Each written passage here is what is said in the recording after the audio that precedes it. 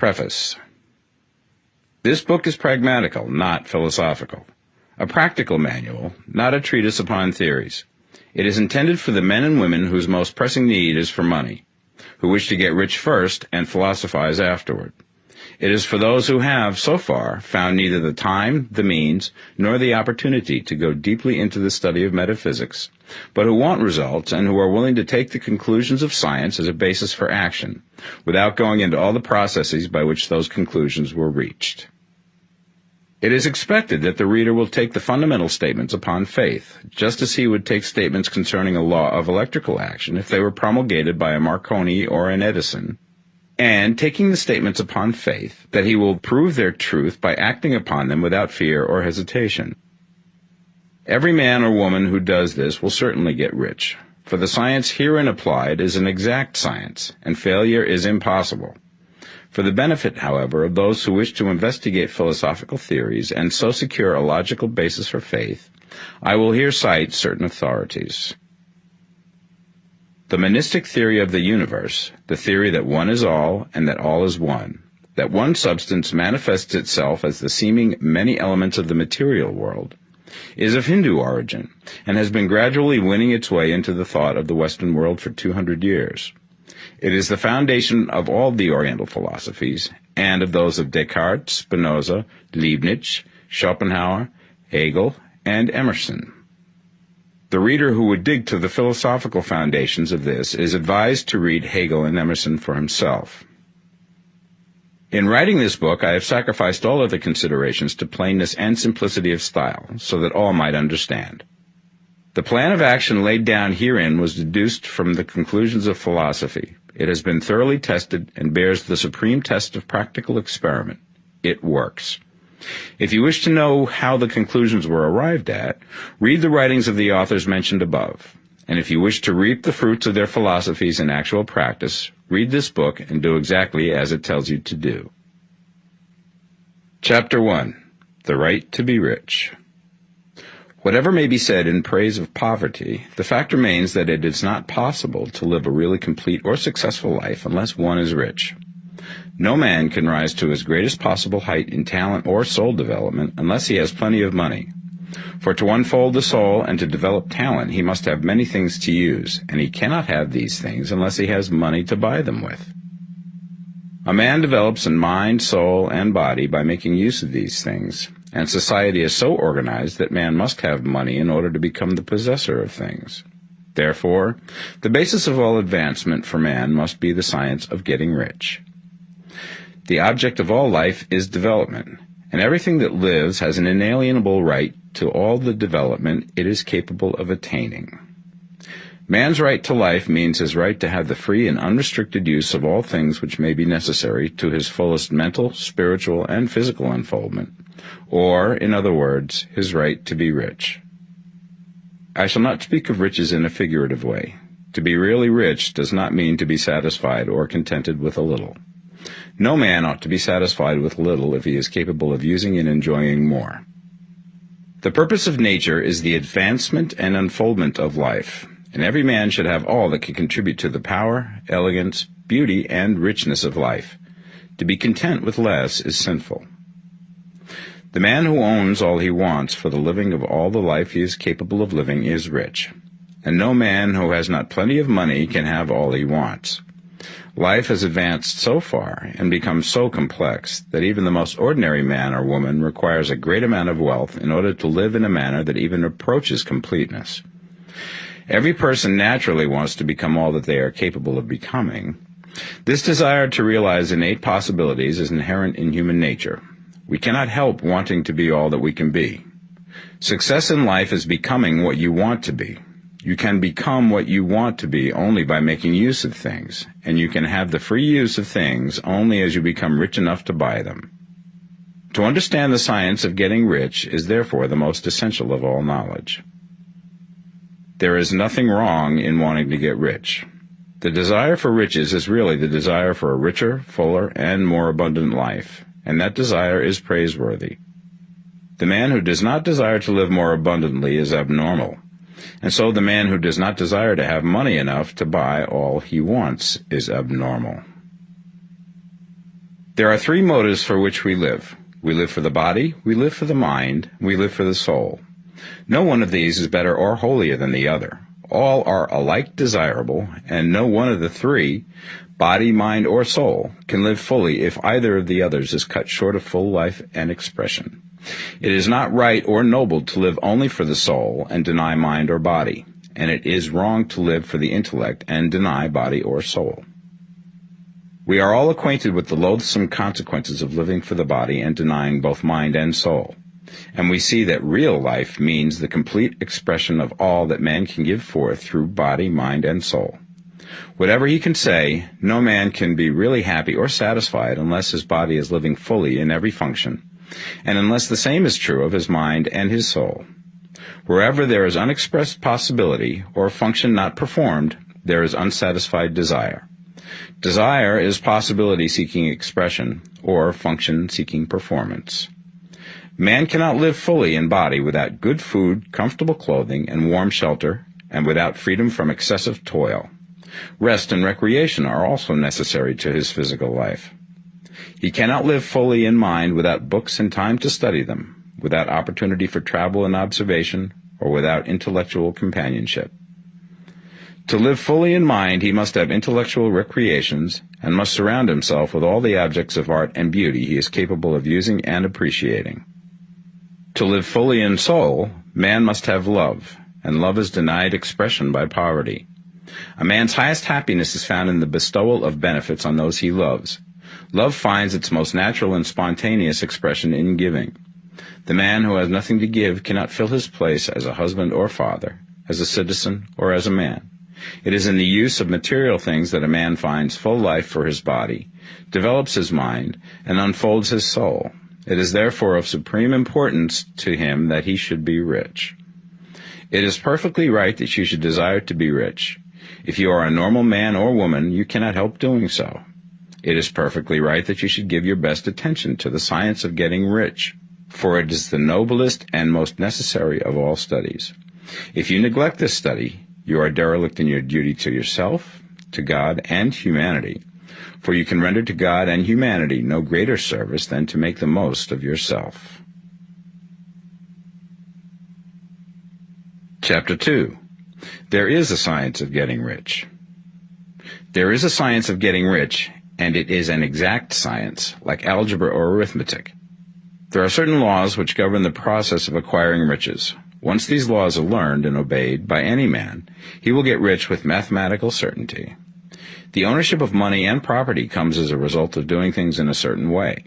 Those who do things in this certain way, whether on purpose or accidentally, get rich, while those who do not do things in this certain way, no matter how hard they work or how able they are, remain poor. It is a natural law that like causes always produce like effects, and therefore any man or woman who learns to do things in this certain way will infallibly get rich. That the above statement is true is shown by the following facts. Getting rich is not a matter of environment, for if it were, all the people in certain neighborhoods would become wealthy. The people of one city would all be rich, while those of other towns would all be poor. Or the inhabitants of one state would roll in wealth, and those of an adjoining state would be in poverty. But everywhere we see rich and poor living side by side, in the same environment, and often engaged in the same vocations. When two men are in the same locality and in the same business, and one gets rich while the other remains poor, it shows that getting rich is not primarily a matter of environment. Some environments may be more favorable than others, but when two men in the same business are in the same neighborhood, and one gets rich while the other fails, it indicates that getting rich is the result of doing things in a certain way. And further, the ability to do things in this certain way is not due solely to the possession of talent, for many people who have great talent remain poor, while others who have very little talent get rich. Studying the people who have gotten rich, we find that they are an average lot in all respects, having no greater talents and abilities than other men. It is evident that they do not get rich because they possess talents and abilities that other men have not, but because they happen to do things in a certain way. Getting rich is not the result of saving or thrift. Many very penurious people are poor, while free spenders often get rich. Nor is getting rich due to doing things which others fail to do. For two men in the same business often do almost exactly the same things, and one gets rich while the other remains poor or becomes bankrupt. From all these things, we must come to the conclusion that getting rich is the result of doing things in a certain way. If getting rich is the result of doing things in a certain way, then any man or woman who can do things in that way can become rich, and the whole matter is brought within the domain of exact science. The question arises here whether this certain way may not be so difficult that only a few may follow it. This cannot be true, as we have seen, so far as natural ability is concerned. Talented people get rich, and blockheads get rich. Intellectually brilliant people get rich, and very stupid people get rich. Physically strong people get rich, and weak and sickly people get rich. Some degree of ability to think and understand is, of course, essential. But insofar natural ability is concerned, any man or woman who has sense enough to read and understand these words can certainly get rich.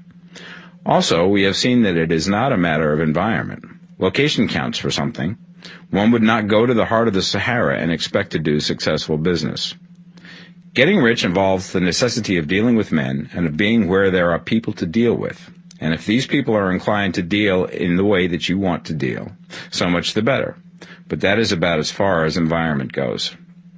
If anybody else in your town can get rich, so can you. And if anybody else in your state can get rich, so can you. Again, it is not a matter of choosing some particular business or profession. People get rich in every business and in every profession, while their next-door neighbors in the same vocation remain in poverty. It is true that you will do best in a business which you like and which is congenial to you. And if you have certain talents which are well developed, you will do best in a business which calls for the exercise of those talents. Also, you will do best in a business which is suited to your locality.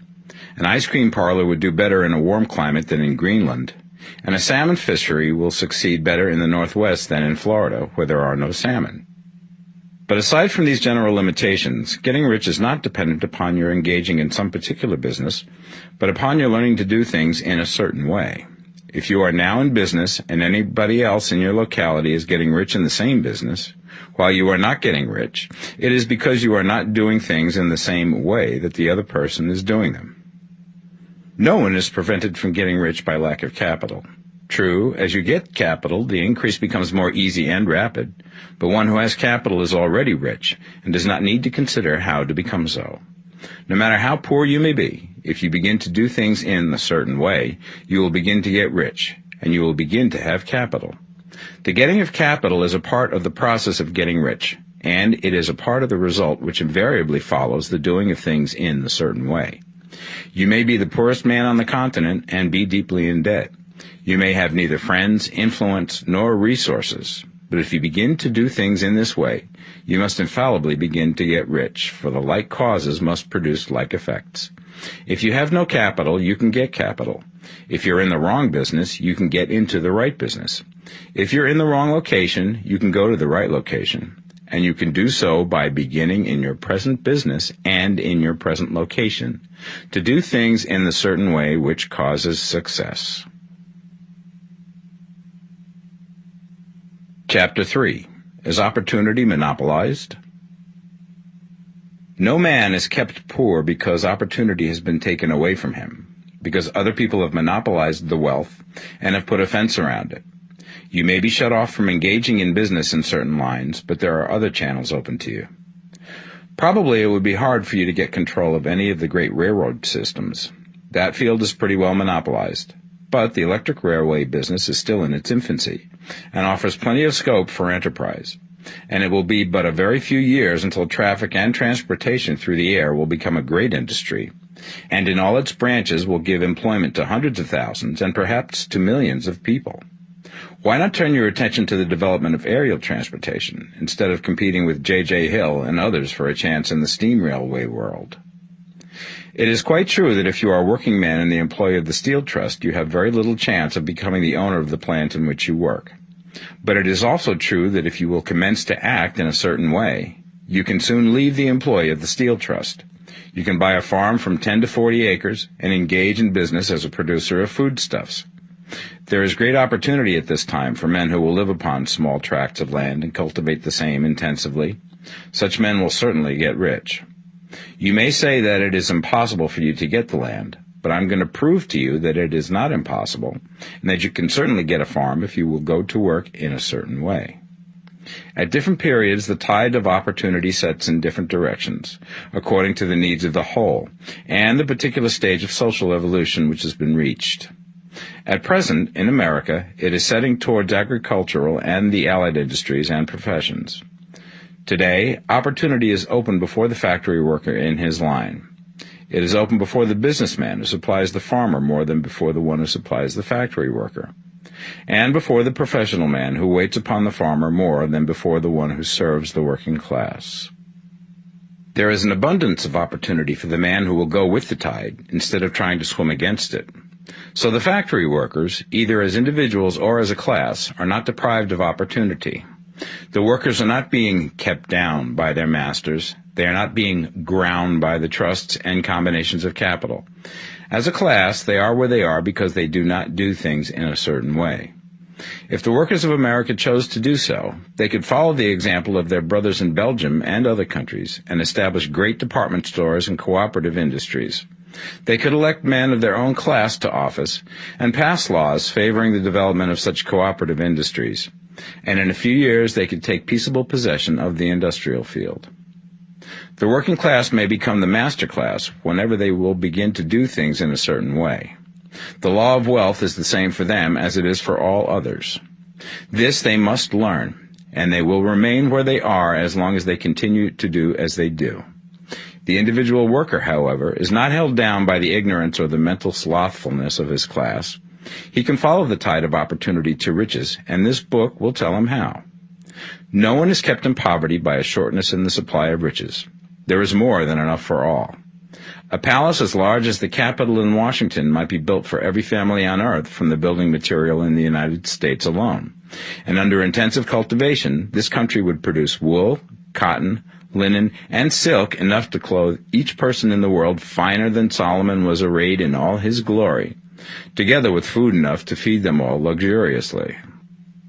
The visible supply is practically inexhaustible, and the invisible supply really is inexhaustible. Everything you see on earth is made from one original substance, out of which all things proceed. New forms are constantly being made, and older ones are dissolving, but all are shapes assumed by one thing. There is no limit to the supply of formless stuff or original substance. The universe is made out of it, but it was not all used in making the universe. The spaces in, through, and between the forms of the visible universe are permeated and filled with the original substance, with the formless stuff, with the raw material of all things. 10,000 times as much has been made might still be made, and even then we should not have exhausted the supply of universal raw material. No man, therefore, is poor because nature is poor, or because there is not enough to go around. Nature is an inexhaustible storehouse of riches. The supply will never run short. Original substance is alive with creative energy and is constantly producing more forms. When the supply of building material is exhausted, more will be produced. When the soil is exhausted so that foodstuffs and materials for clothing will no longer grow upon it, it will be renewed or more soil will be made. When all the gold and silver has been dug from the earth, if man is still in such a stage of social development that he needs gold and silver, more will be produced from the formless. The formless stuff responds to the needs of man. It will not let him be without any good thing. This is true of man collectively. The race as a whole is always abundantly rich, and if individuals are poor, it is because they do not follow the certain way of doing things which makes the individual man rich. The formless stuff is intelligent. It is stuff which thinks. It is alive and is always impelled towards more life. It is the natural and inherent impulse of life to seek to live more. It is the nature of intelligence to enlarge itself, and of consciousness to seek to extend its boundaries and find fuller expression.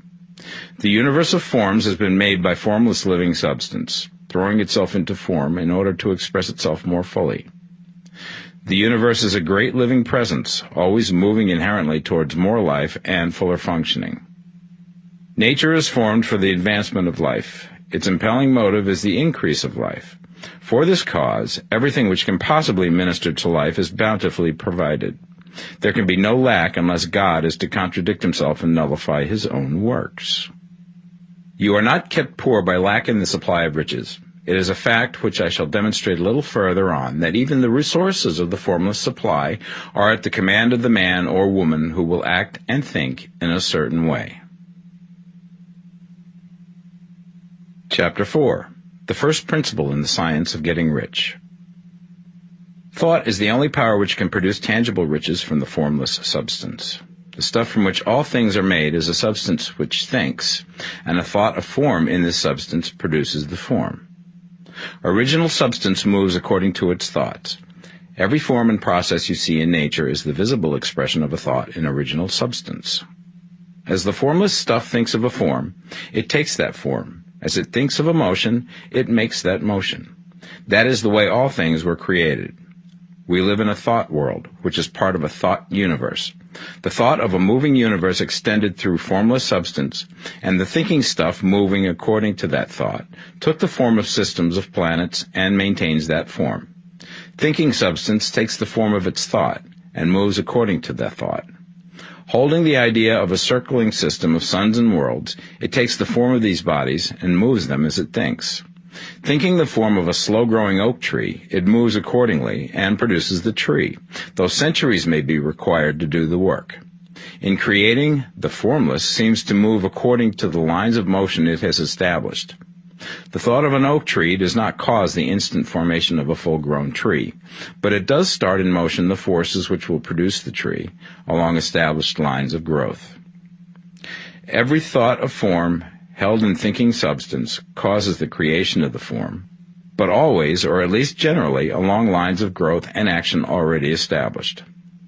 The thought of a house of a certain construction, if it were impressed upon formless substance, might not cause the instant formation of the house, but it would cause the turning of creative energies already working in trade and commerce into such channels as to result in the speedy building of the house.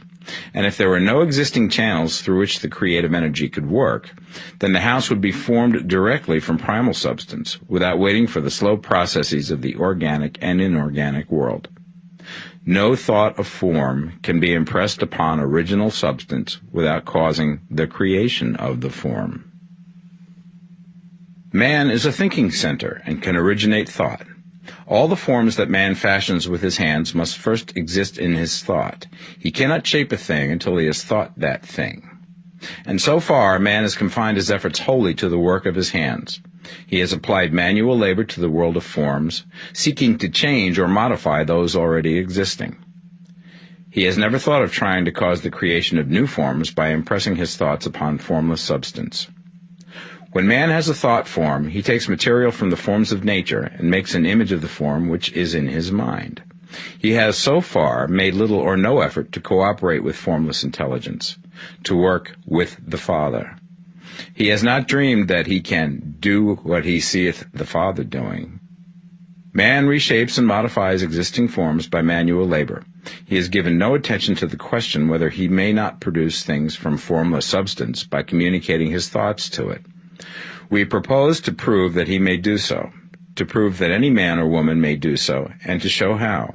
As our first step, we must lay down the three fundamental propositions. First, we assert that there is one original formless stuff, or substance, from which all things are made.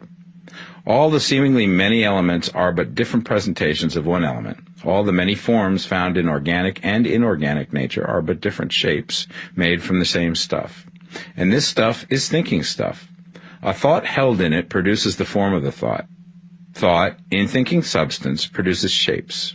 Man is a thinking center, capable of original thought. If a man can communicate his thought to original thinking substance, he can cause the creation or formation of the thing he thinks about. To summarize this, there is the thinking stuff from which all things are made, and which, in its original state, permeates, penetrates, and fills the interspaces of the universe. A thought in this substance produces the thing that is imaged by the thought. Man can form things in his thought, and, by impressing his thought upon formless substance, can cause the thing he thinks about to be created. It may be asked if I can prove these statements, and without going into details, I answer that I can do so, both by logic and experience. Reasoning back from the phenomena of form and thought, I come to one original thinking substance. And reasoning forward from that thinking substance, I come to man's power to cause the formation of the thing he thinks about. And by experiment, I find the reasoning true. And this is my strongest proof. If one man who reads this book gets rich by doing what it tells him to do, that is evidence in support of my claim. But if every man who does what it tells him to do gets rich, that is proof positive until someone goes through the process and fails. The theory is true until the process fails, and this process will not fail. For every man who does exactly what this book tells him to do will get rich. I have said that men get rich by doing things in a certain way. And in order to do so, men must become able to think in a certain way. A man's way of doing things is the direct result of the way he thinks about things. To do things in a way that you want to do them, you will have to acquire the ability to think the way you want to think. This is the first step towards getting rich. To think what you want to think is to think truth, regardless of appearances. Every man has the natural and inherent power to think what he wants to think, but it requires far more effort to do so than it does to think the thoughts which are suggested by appearances. To think according to appearance is easy. To think truth regardless of appearances is laborious, and requires the expenditure of more power than any other work man is called upon to perform. There is no labor from which most people shrink as they do from that of sustained and consecutive thought. It is the hardest work in the world. This is especially true when truth is contrary to appearances. Every appearance in the visible world tends to produce a corresponding form in the mind which observes it, and this can only be prevented by holding the thought of the truth. To look upon the appearance of disease will produce the form of disease in your own mind and ultimately in your body, unless you hold the thought of the truth, which is that there is no disease. It is only an appearance, and the reality is health. To look upon the appearances of poverty will produce corresponding forms in your own mind, unless you hold to the truth that there is no poverty, there is only abundance. To think health when surrounded by the appearance of disease, or to think riches when in the midst of appearances of poverty, requires power, but he who acquires this power becomes a master mind. He can conquer fate. He can have what he wants. This power can only be acquired by getting hold of the basic fact which is behind all appearances, and that fact is that there is one thinking substance, from which and by which all things are made. Then we must grasp the truth that every thought held in this substance becomes a form, and that man can so impress his thoughts upon it as to cause them to take form and become visible things. When we realize this, we lose all doubt and fear, for we know that we can create what we want to create, and we can get what we want to have, and can become what we want to be. As a first step towards getting rich, you must believe the three fundamental statements given previously in this chapter, and in order to emphasize them, I repeat them here. There is a thinking stuff from which all things are made, and which, in its original state, permeates, penetrates, and fills the interspaces of the universe. A thought in this substance produces the thing that is imaged by the thought. Man can form things in his thought, and by impressing his thought upon formless substance, can cause the thing he thinks about to be created. You must lay aside all other concepts of the universe than this monistic one, and you must dwell upon this until it is fixed in your mind and has become your habitual thought. Read these creed statements over and over again. Fix every word upon your memory, and meditate upon them until you firmly believe what they say. If a doubt comes to you, cast it aside as a sin. Do not listen to arguments against this idea. Do not go to churches or lectures where a contrary concept of things is taught or preached. Do not read magazines or books which teach a different idea. If you get mixed up in your faith, all your efforts will be in vain. Do not ask why these things are true, nor speculate as to how they can be true. Simply take them on trust. The science of getting rich begins with the absolute acceptance of this faith. Chapter 5. Increasing Life. You must get rid of the last vestige of the old idea that there is a deity whose will it is that you should be poor, or whose purposes may be served by keeping you in poverty. The intelligent substance which is all, and in all, which lives in all and lives in you, is a consciously living substance. Being a consciously living substance, it must have the nature and inherent desire of every living intelligence for increase of life. Every living thing must continually seek for the enlargement of its life, because life, in the mere act of living, must increase itself. A seed, dropped into the ground, springs into activity, and in the act of living produces 100 more seeds. Life, by living, multiplies itself. It is forever becoming more. It must do so if it continues to be at all. Intelligence is under the same necessity for continuous increase. Every thought we think makes it necessary for us to think another thought. Consciousness is continually expanding. Every fact we learn leads us to the learning of another fact. Knowledge is continually increasing. Every talent we cultivate brings to the mind the desire to cultivate another talent. We are subject to the urge of life, seeking expression, which ever drives us on to know more, to do more, and to be more. In order to know more, do more, and be more, we must have more. We must have things to use, for we learn and do and become only by using things. We must get rich so that we can live more. The desire for riches is simply the capacity for larger life seeking fulfillment. Every desire is the effort of an unexpressed possibility to come into action. It is power seeking to manifest which causes desire. That which makes you want more money is the same as that which makes the plant grow. It is life, seeking fuller expression. The one living substance must be subject to this inherent law of all life. It is permeated with the desire to live more. That is why it is under the necessity of creating things. The one substance desires to live more in you. Hence, it wants you to have all the things you can use. It is the desire of God that you should get rich. He wants you to get rich because he can express himself better through you if you have plenty of things to use in giving him expression. He can live more in you if you have unlimited command of the means of life. The universe desires you to have everything you want to have. Nature is friendly to your plans. Everything is naturally for you. Make up your mind that this is true. It is essential, however, that your purpose should harmonize with the purpose that is in all. You must want real life, not mere pleasure of sensual gratification. Life is the performance of function, and the individual really lives only when he performs every function, physical, mental, and spiritual, of which he is capable, without excess in any. You do not want to get rich in order to live swinishly, for the gratification of animal desires. That is not life. But the performance of every physical function is a part of life, and no one lives completely who denies the impulses of the body a normal and healthful expression. You do not want to get rich solely to enjoy mental pleasures, to get knowledge, to gratify ambition, to outshine others, to be famous. All these are a legitimate part of life, but the man who lives for the pleasures of the intellect alone will only have a partial life, and he will never be satisfied with his lot. You do not want to get rich solely for the good of others, to lose yourself for the salvation of mankind, to experience the joys of philanthropy and sacrifice.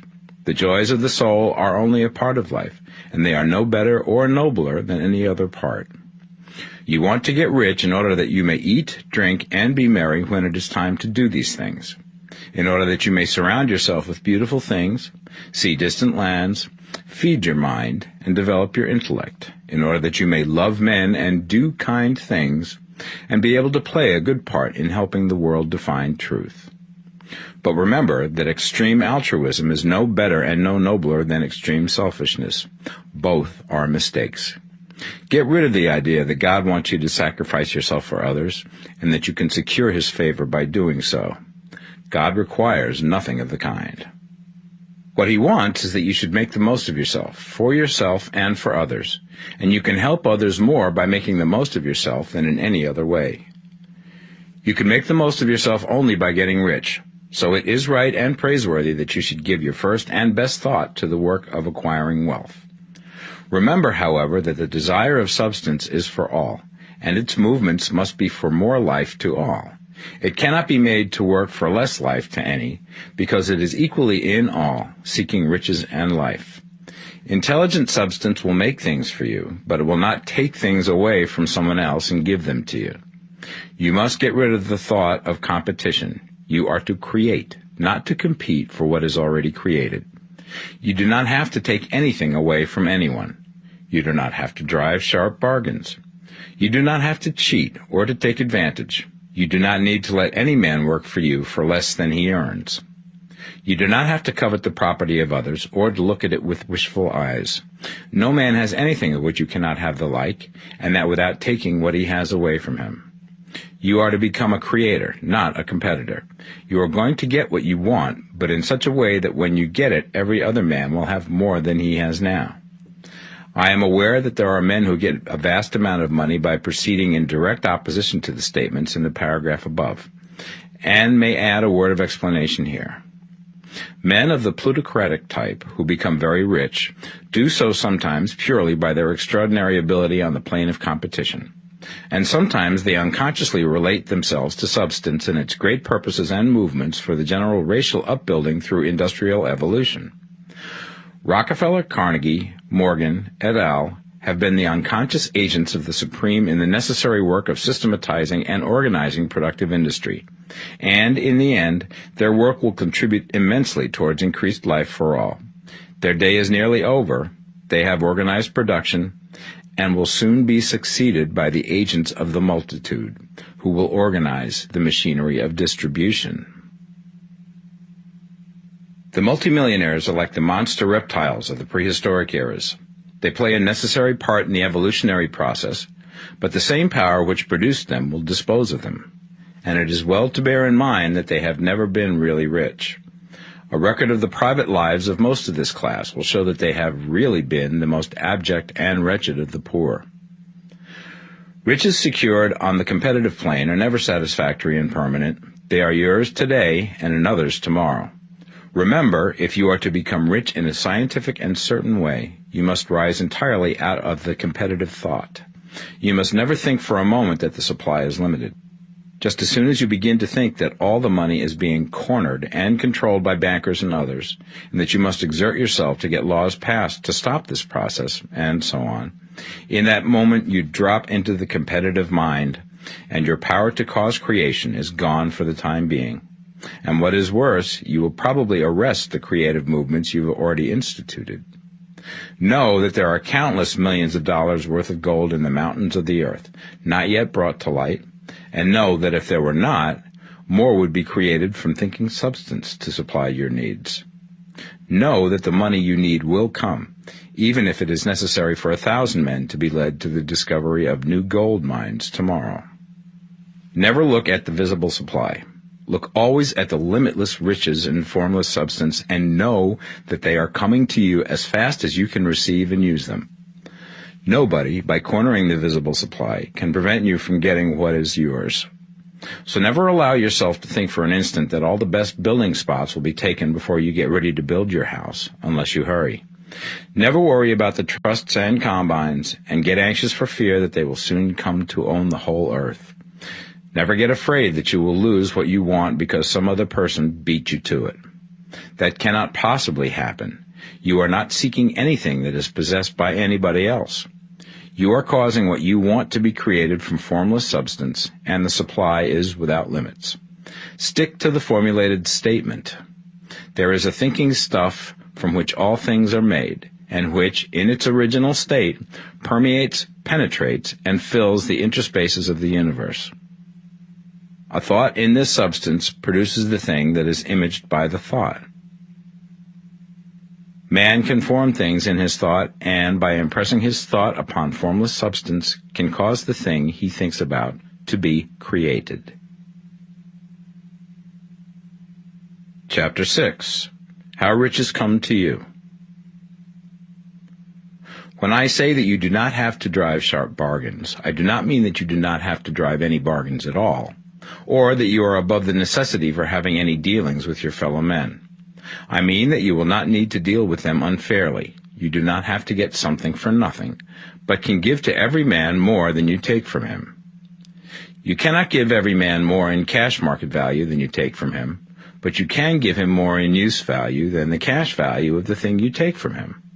The paper, ink, and other material in this book may not be worth the money you pay for it, but if the ideas suggested by it bring you thousands of dollars, you have not been wronged by those who sold it to you. They have given you a great use value for a small cash value. Let us suppose that I own a picture by one of the great artists, which in any civilized community is worth thousands of dollars. I take it to Baffin Ray, and by salesmanship induce an Eskimo to give a bundle of furs worth $500 for it. I have really wronged him, for he has no use for the picture. It has no value to him. It will not add to his life. But suppose I give him a gun worth $50 for his furs. Then he has made a good bargain. He has use for the gun. It will get him many more furs and much food. It will add to his life in every way. It will make him rich. When you rise from the competitive to the creative plane, you can scan your business transactions very strictly, and if you are selling any man anything which does not add more to his life than the thing he gives you in exchange, you can afford to stop it. You do not have to beat anybody in business, and if you are in a business which does beat people, get out of it at once. Give every man more in use value than you take from him in cash value. Then you are adding to the life of the world by every business transaction.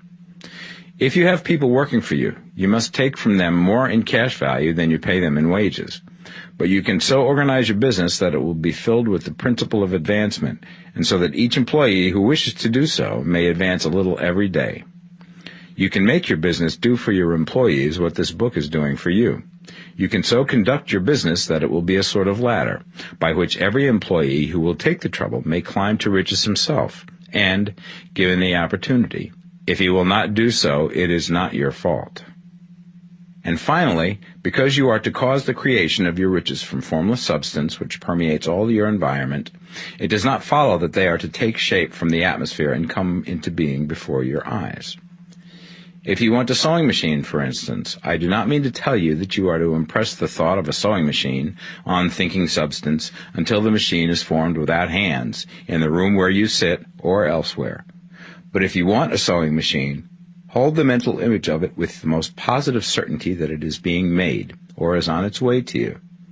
After once forming the thought, have the most absolute and unquestioning faith that the sewing machine is coming. Never think of it, or speak of it, in any other way than as being sure to arrive. Claim it as already yours. It will be brought to you by the power of the Supreme Intelligence, acting upon the minds of men. If you live in Maine, it may be that a man will be brought from Texas or Japan to engage in some transaction which will result in your getting what you want. If so, the whole matter will be as much to that man's advantage as it is to yours. Do not forget for a moment that the thinking substance is through all, in all, communicating with all, and can influence all. The desire of thinking substance for a fuller life and better living has caused the creation of all the sewing machines already made, and it can cause the creation of millions more, and will, whenever men set it in motion by desire and faith, and by acting in a certain way. You can certainly have a sewing machine in your house, and it is just as certain that you can have any other thing or things which you want, and which you will use for the advancement of your own life and the lives of others. You need not hesitate about asking largely. It is your Father's pleasure to give you the kingdom, said Jesus. Original substance wants to live all that is possible in you, and wants you to have all that you can or will use for the living of the most abundant life. If you fix upon your consciousness the fact that the desire you feel for the possession of riches is one with a desire of omnipotence for more complete expression, your faith becomes invincible.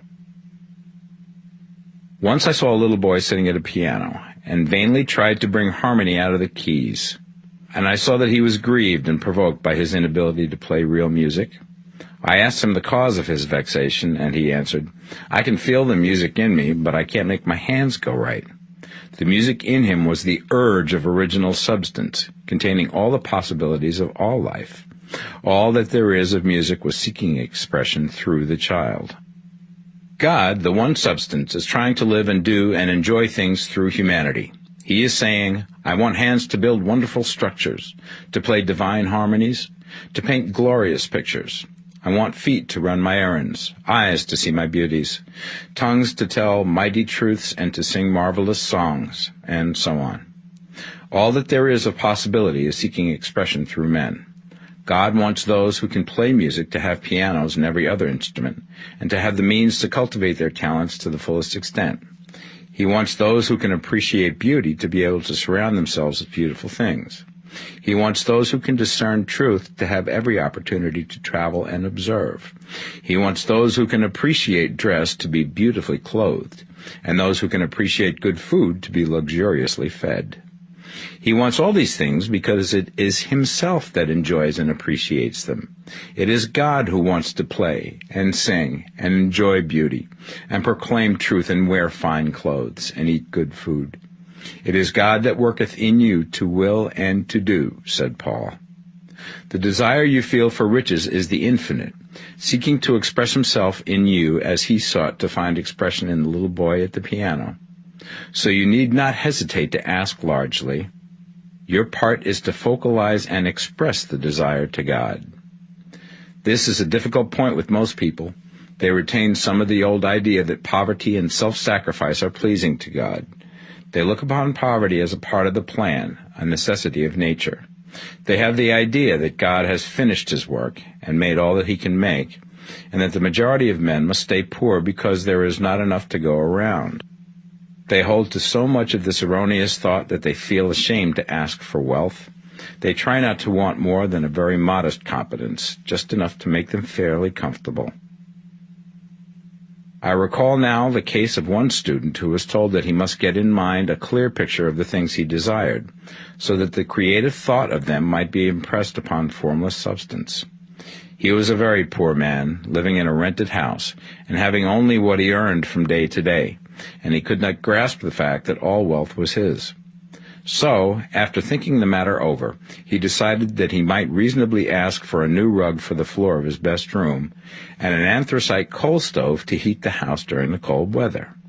Following the instructions given in this book, he obtained these things in a few months, and then it dawned upon him that he had not asked enough. He went through the house in which he lived, and planned all the improvements he would like to make in it. He mentally added a bay window here and a room there, until it was complete in his mind as an ideal home, and then he planned its furnishings. Holding the whole picture in his mind, he began living in the certain way, and moving towards what he wanted, and he now owns the house, and is rebuilding it after the form of his mental image. And now, with still larger faith, he is going to get greater things. It has been unto him according to his faith, and it is so with you and with all of us.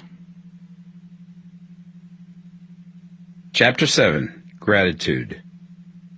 The illustrations given in the last chapter will have conveyed the fact that the first step towards getting rich is to convey the idea of your wants to the formless substance.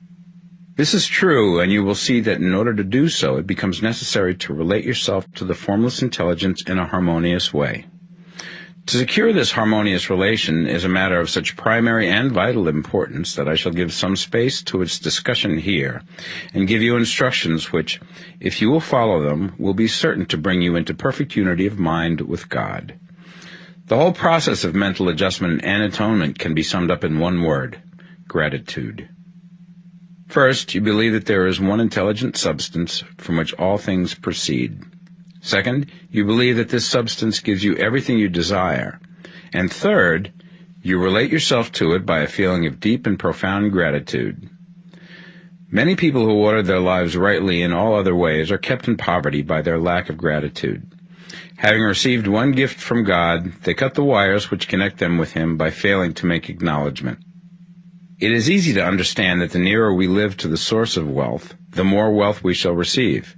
And it is easy also to understand that the soul that is always grateful lives in closer touch with God than the one which never looks to Him in thankful acknowledgement.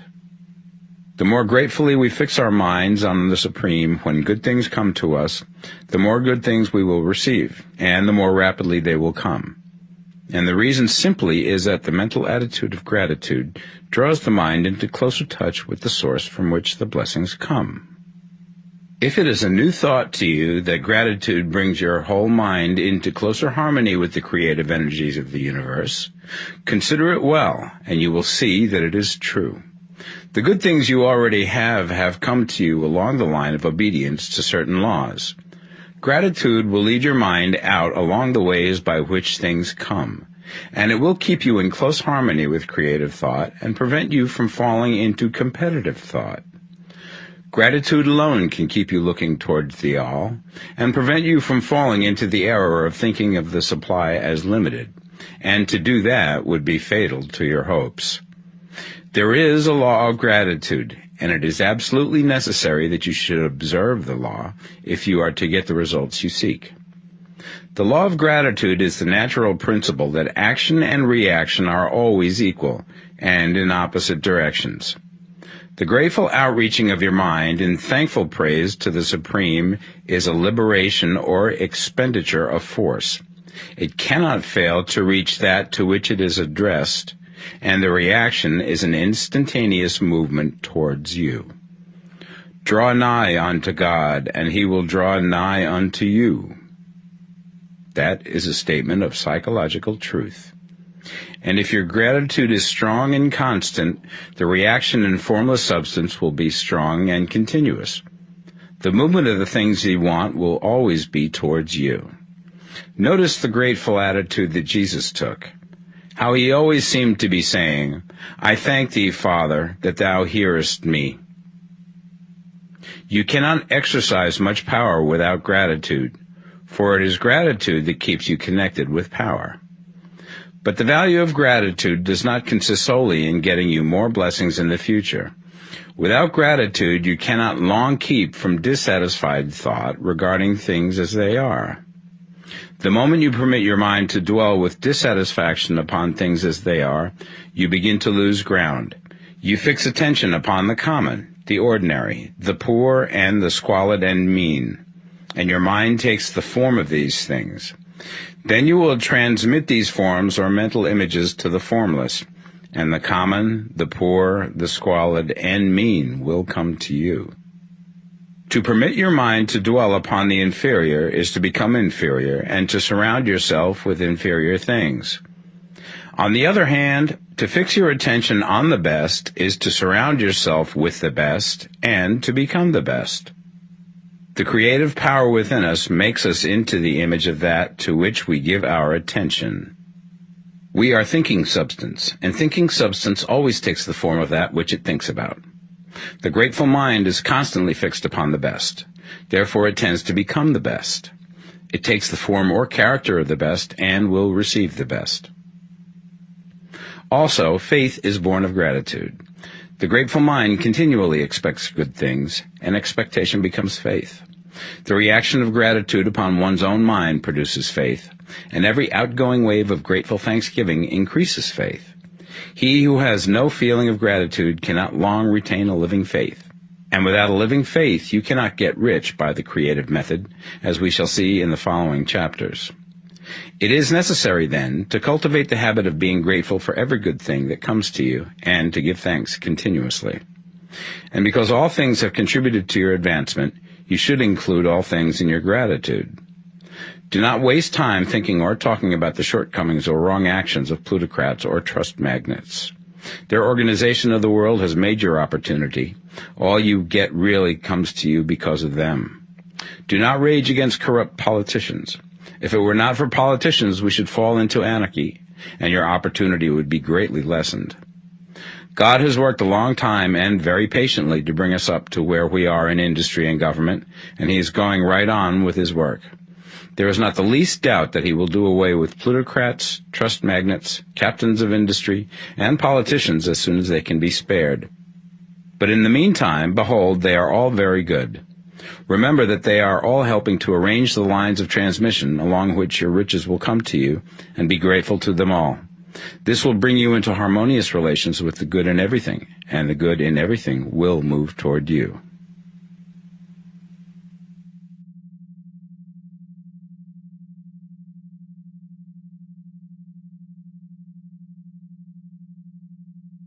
The Science of Getting Rich, Part 2.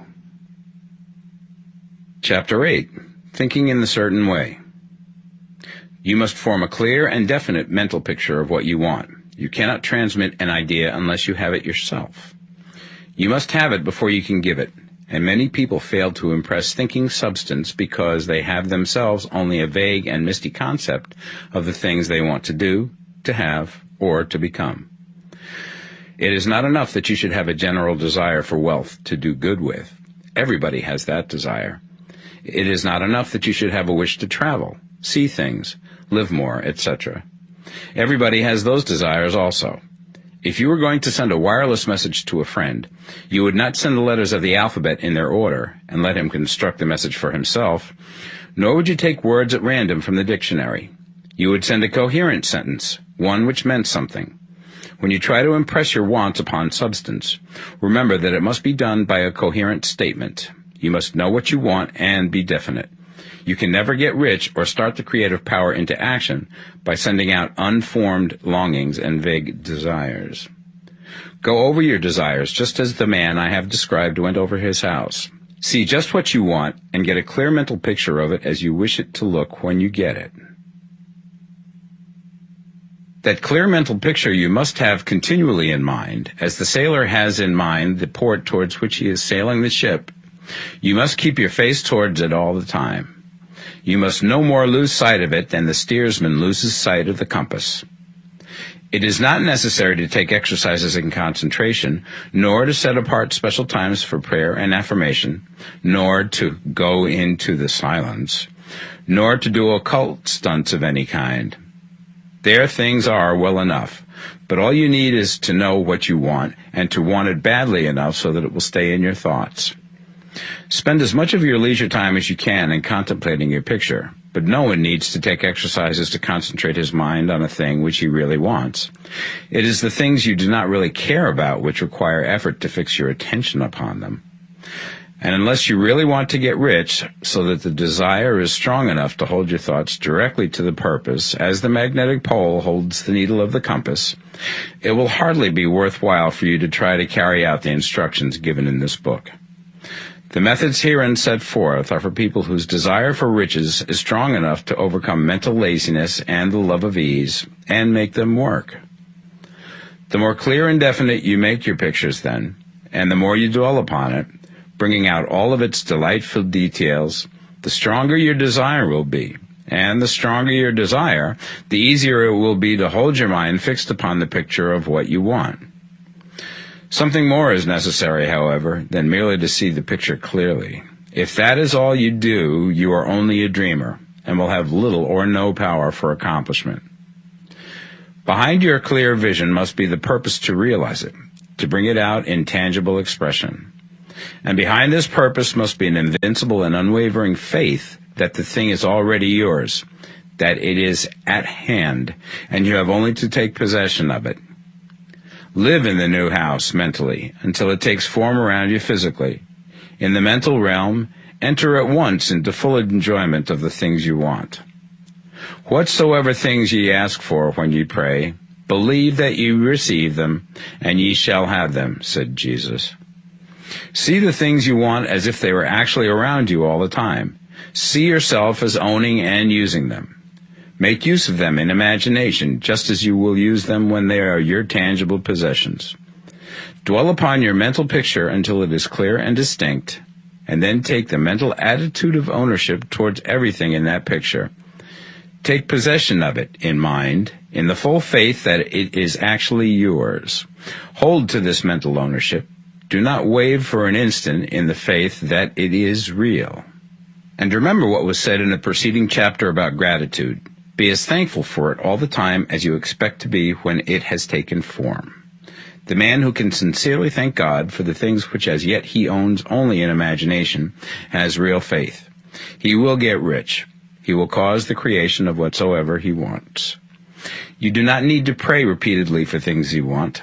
It is not necessary to tell God about it every day. Use not vain repetitions as the heathens do, said Jesus to his pupils. For your Father knoweth that ye have need of these things before ye ask him. Your part is to intelligently formulate your desires for the things which make for a larger life, and to get these desires arranged into a coherent whole, and then to impress this whole desire upon the formless substance, which has the power and the will to bring you what you want. You do not make this impression by repeating strings of words. You make it by holding the vision with unshakable purpose to attain it, and with steadfast faith that you do attain it. The answer to your prayer is not according to your faith while you are talking, but according to your faith while you are working. You cannot impress the mind of God by having a special Sabbath day set apart to tell him what you want, and then forgetting him during the rest of the week.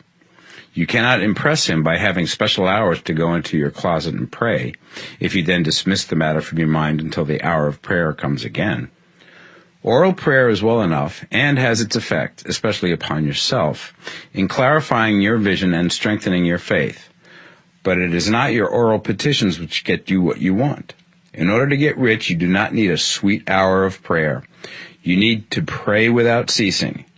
And by prayer I mean holding steadily to your vision, with the purpose to cause its creation into solid form, and the faith that you are doing so. Believe that ye receive them. The whole matter turns on receiving, once you have clearly formed your vision.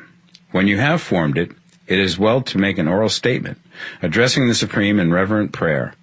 And from that moment you must, in mind, receive what you ask for.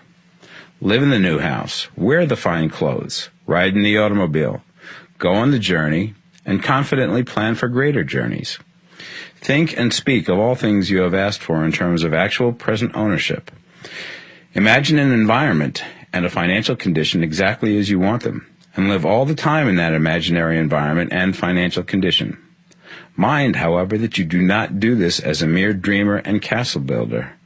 Hold to the faith that the imaginary is being realized, and to the purpose to realize it. Remember that it is faith and purpose in the use of imagination which makes the difference between the scientist and the dreamer. And having learned this fact, it is here that you must learn the proper use of the will. Chapter 9. How to Use the Will. To set about getting rich in a scientific way, you do not try to apply your willpower to anything outside of yourself. You have no right to do so anyway. It is wrong to apply your will to other men and women in order to get them to do what you wish done. It is as flagrantly wrong to coerce people by mental power as it is to coerce them by physical power. If compelling people by physical force to do things for you reduces them to slavery, compelling them by mental means accomplishes exactly the same thing. The only difference is in methods. If taking things from people by physical force is robbery, then taking things by mental force is robbery also. There is no difference in principle. You have no right to use your willpower upon another person, even for his own good, for you do not know what is for his good. The science of getting rich does not require you to apply power or force to any other person in any way whatsoever. There is not the slightest necessity for doing so. Indeed, any attempt to use your will upon others will only tend to defeat your purpose. You do not need to apply your will to things in order to compel them to come to you. That would simply be trying to coerce God, and would be foolish and useless, as well as irreverent. You do not have to compel God to give you good things, any more than you have to use your willpower to make the sun rise. You do not have to use your willpower to conquer an unfriendly deity, or to make stubborn and rebellious forces do your bidding. Substance is friendly to you, and is more anxious to give you what you want than you are to get it. To get rich, you need only to use your willpower upon yourself. When you know what to think and do, then you must use your will to compel yourself to think and do the right things. That is the legitimate use of the will in getting what you want, to use it in holding yourself to the right course. Use your will to keep yourself thinking and acting in the certain way. Do not try to project your will or thoughts or your mind out into space to act on things or people. Keep your mind at home. It can accomplish more there than elsewhere. Use your mind to form a mental image of what you want and to hold that vision with faith and purpose, and use your will to keep your mind working in the right way. The more steady and continuous your faith and purpose, the more rapidly you will get rich, because you will make only positive impressions upon substance, and you will not neutralize or offset them by negative impressions. The picture of your desires, held with faith and purpose, is taken up by the formless and permeates it to great distances throughout the universe, for all I know. As this impression spreads, all things are set moving towards its realizations. Every living thing, every inanimate thing, and the things yet uncreated are stirred towards bringing into being that which you want. All forces begin to be exerted in that direction. All things begin to move towards you. The minds of people everywhere are influenced towards doing the things necessary to the fulfilling of your desires, and they work for you unconsciously. But you can check all this by starting a negative impression in the formless substance. Doubt or unbelief is as certain to start a movement away from you as faith and purpose are to start one towards you. It is by not understanding this that most people who try to make use of mental science in getting rich make their failure. Every hour and moment you spend in giving heeds to doubts and fears. Every hour you spend in worry, every hour in which your soul is possessed by unbelief, sets a current away from you in the whole domain of intelligent substance. All the promises are unto them that believe, and unto them only. Notice how insistent Jesus was upon this point of belief, and now you know the reason why. Since belief is all important, it behooves you to guard your thoughts, and as your beliefs will be shaped to a very great extent by the things you observe and think about, it is important that you should command your attention. And here the will comes into use, for it is by your will that you determine upon what things your attention shall be fixed. If you want to become rich, you must not make a study of poverty. Things are not brought into being by thinking about their opposites. Health is never to be attained by studying disease and thinking about disease. Righteousness is not to be promoted by studying sin and thinking about sin. And no one ever got rich by studying poverty and thinking about poverty. Medicine as a science of disease has increased disease. Religion as a science of sin has promoted sin. And economics as a study of poverty will fill the world with wretchedness and want.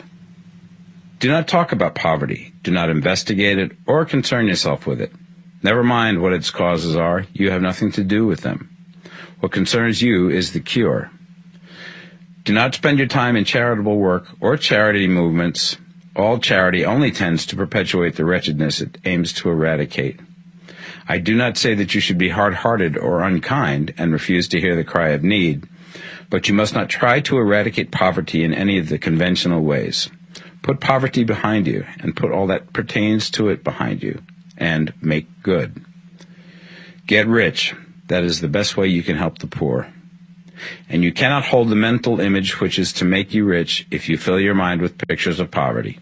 Do not read books or papers which give circumstantial accounts of the wretchedness of the tenement dwellers, of the horrors of child labor, and so on. Do not read anything which fills your mind with gloomy images of want and suffering. You cannot help the poor in the least by knowing about these things, and the widespread knowledge of them does not tend at all to do away with poverty. What tends to do away with poverty is not getting the pictures of poverty into your mind, but getting pictures of wealth into the minds of the poor. You are not deserting the poor in their misery when you refuse to allow your mind to be filled with pictures of that misery. Poverty can be done away with, not by increasing the number of well-to-do people who think about poverty, but by increasing the number of poor people who purpose with faith to get rich.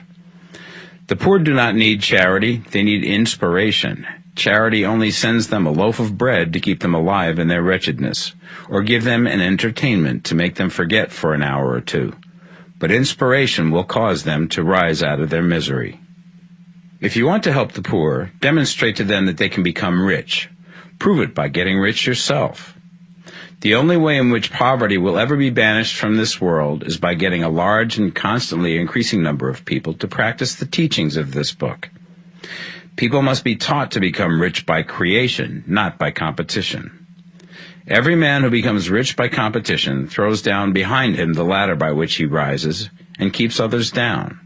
But every man who gets rich by creation opens a way for thousands to follow him and inspires them to do so. You are not showing hardness of heart or an unfeeling disposition when you refuse to pity poverty, see poverty, read about poverty, or think or talk about it, or to listen to those who do talk about it.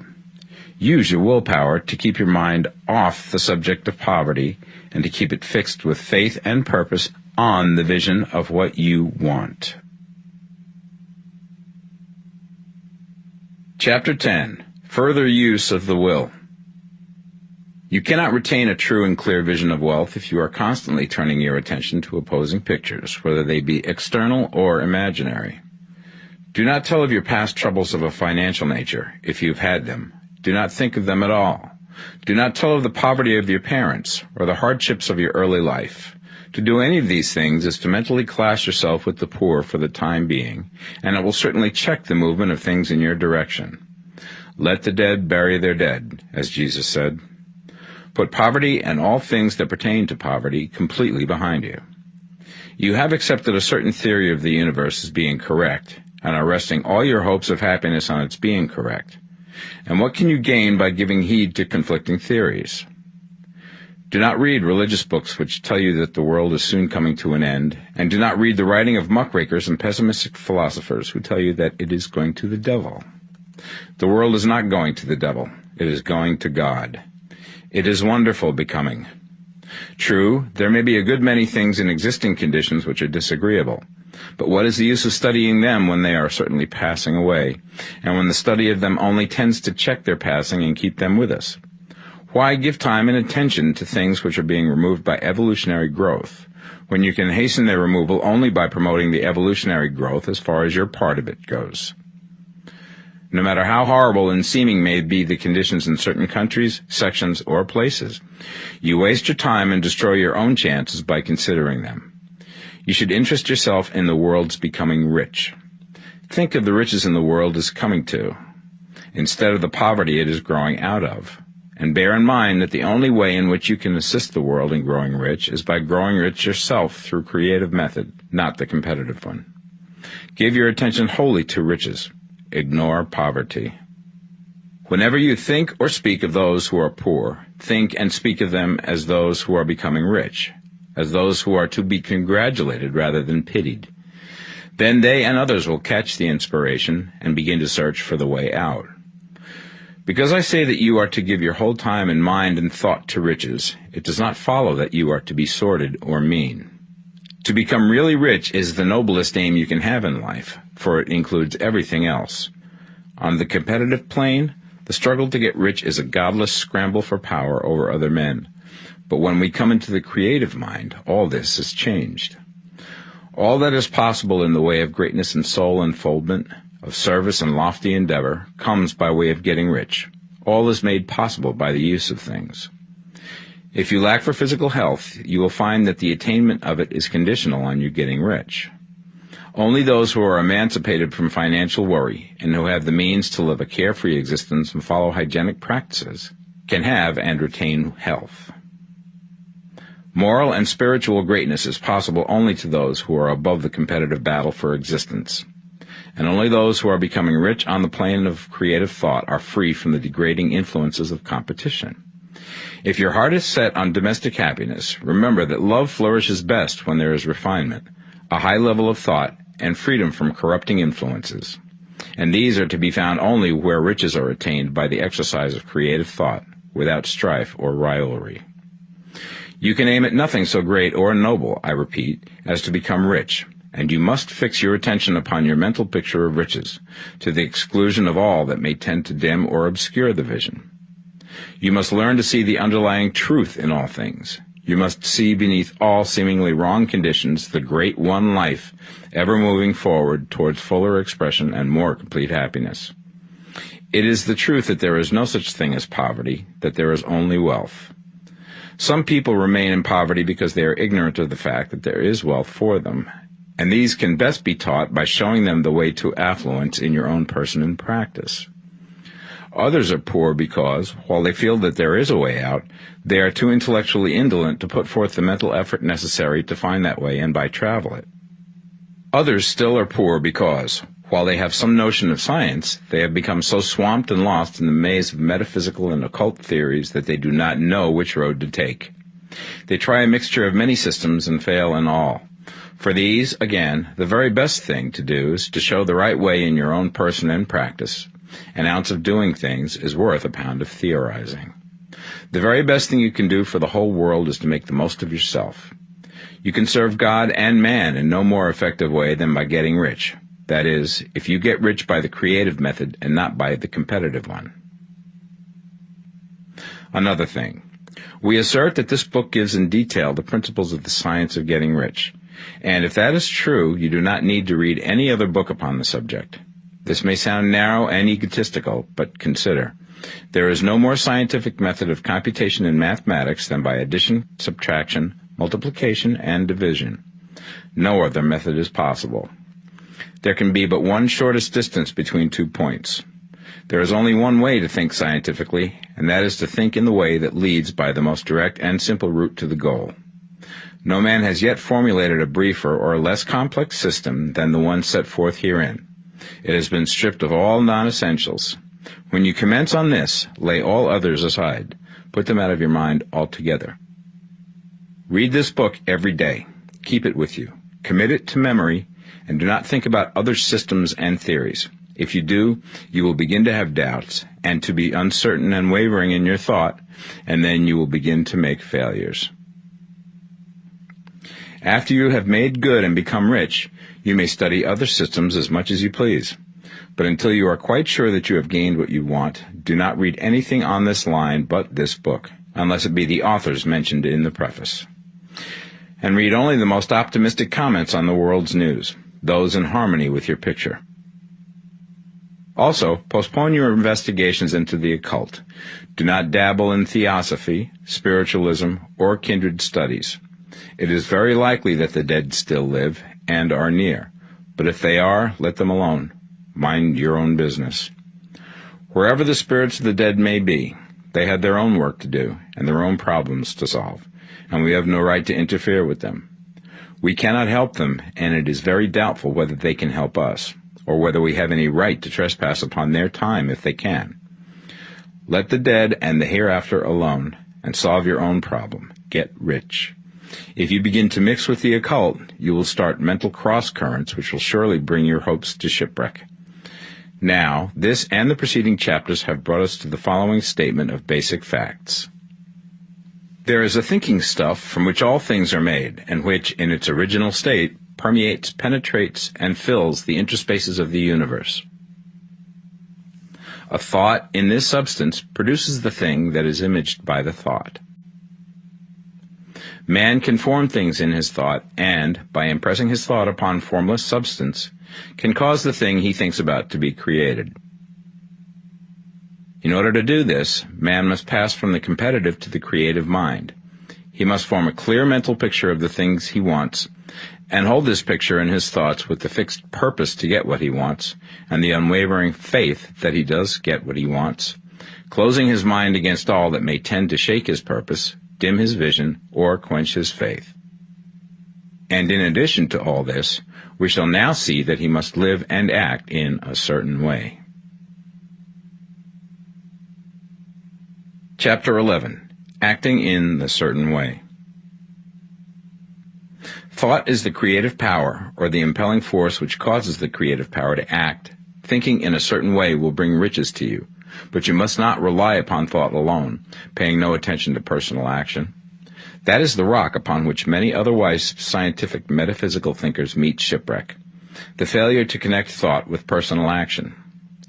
We have not yet reached the stage of development, even supposing such a stage to be possible, in which man can create directly from formless substance without nature's processes or the work of human hands. Man must not only think, but his personal action must supplement his thought. By thought, you can cause the gold in the hearts of the mountains to be impelled towards you, but it will not mine itself, refine itself, coin itself into double eagles, and come rolling along the roads seeking its way into your pocket. Under the impelling power of the Supreme Spirit, men's affairs will be so ordered that someone will be led to mine the gold for you. Other men's business transactions will be so directed that the gold will be brought toward you, and you must so arrange your own business affairs that you may be able to receive it when it comes to you. Your thought makes all things, animate and inanimate, work to bring you what you want, but your personal activity must be such that you can rightly receive what you want when it reaches you. You are not to take it as charity, nor to steal it. You must give every man more in use value than he gives you in cash value.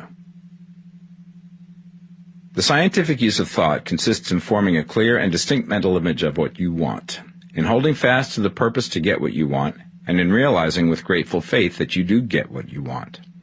Do not try to project your thought in any mysterious or occult way with the idea of having it go out and do things for you. That is a wasted effort and will weaken your power to think with sanity. The action of thought in getting rich is fully explained in the preceding chapters. Your faith and purpose positively impress your vision upon formless substance, which has the same desire for more life that you have. And this vision, received from you, sets all the creative forces at work in and through their regular channels of action, but directed towards you. It is not your part to guide or supervise the creative process. All you have to do with that is to retain your vision, stick to your purpose, and maintain your faith and gratitude. But you must act in a certain way, so that you can appropriate what is yours when it comes to you, so that you can meet the things you have in your picture and put them in their proper places as they arrive. You can really see the truth of this. When things reach you, they will be in the hands of other men, who will ask an equivalent for them. And you can only get what is yours by giving the other man what is his. Your pocketbook is not going to be transformed into a Fortunato's purse, which shall be always full of money without effort on your part. This is the crucial point in the science of getting rich, right here, where thought and personal action must be combined. There are very many people who, consciously or unconsciously, set the creative forces in action by the strength and persistence of their desires, but who remain poor because they do not provide for the reception of the thing they want when it comes. By thought, the thing you want is brought to you. By action, you receive it. Whatever your action is to be, it is evident that you must act now. You cannot act in the past, and it is essential to the clearness of your mental vision that you dismiss the past from your mind. You cannot act in the future, for the future is not here yet, and you cannot tell how you will want to act in any future contingency until that contingency has arrived. Because you are not in the right business or the right environment now, do not think that you must postpone action until you get into the right business or environment. And do not spend time in the present taking thought as to the best course in possible future emergencies. Have faith in your ability to meet any emergency when it arrives. If you act in the present with your mind on the future, your present action will be with a divided mind and will not be effective. Put your whole mind into present action. Do not give your creative impulse to original substance, and then sit down and wait for results. If you do, you will never get them. Act now. There is never any time but now, and there never will be any time but now. If you are ever to begin to make ready for the reception of what you want, you must begin now. And your action, whatever it is, must most likely be in your present business or employment, and must be upon the persons and things in your present environment. You cannot act where you are not, you cannot act where you have been, and you cannot act where you are going to be. You can act only where you are. Do not bother as to whether yesterday's work was well done or ill done. Do today's work well. Do not try to do tomorrow's work now. There will be plenty of time to do that when you get to it. Do not try, by occult or mystical means, to act on people or things that are out of your reach. Do not wait for a change of environment. Before you act, get a change of environment by action. You can so act upon the environment in which you are now as to cause yourself to be transferred to a better environment. Hold with faith and purpose the vision of yourself in the better environment, but act upon your present environment with all your heart and with all your strength and with all your mind. Do not spend any time in daydreaming or castle building. Hold to the one vision of what you want and act now. Do not cast about seeking some new thing to do, or some strange, unusual, or remarkable action to perform as a first step towards getting rich. It is probable that your actions, at least for some time to come, will be those you have been performing for some time past, but you are to begin now to perform these actions in a certain way, which will surely make you rich. If you are engaged in some business and feel that it is not the right one for you, do not wait until you get into the right business before you begin to act. Do not feel discouraged or sit down and lament because you are misplaced. No man was ever so misplaced that he could not find the right place, and no man ever became so involved in the wrong business but that he could get into the right business. Hold the vision of yourself in the right business, with the purpose to get into it, and the faith that you will get into it and are getting into it, but act in your present business. Use your present business as the means of getting a better one, and use your present environment as the means of getting into a better one. Your vision of the right business, if held with faith and purpose, will cause the Supreme to move the right business towards you, and your action, if performed in a certain way, will cause you to move towards the business. If you are an employee or wage earner and feel that you must change places in order to get what you want, do not project your thought into space and rely upon it to get you another job. It will probably fail to do so. Hold the vision of yourself in the job you want, while you act with faith and purpose on the job you have, and you will certainly get the job you want. Your vision and faith will set the creative force in motion to bring it toward you, and your action will cause the forces in your own environment to move you toward the place you want. In closing this chapter, we will add another statement to our syllabus. There is a thinking stuff from which all things are made, and which, in its original state, permeates, penetrates, and fills the interspaces of the universe. A thought in this substance produces the thing that is imaged by the thought. Man can form things in his thought, and by impressing his thought upon formless substance, can cause the thing he thinks about to be created. In order to do this, man must pass from the competitive to the creative mind.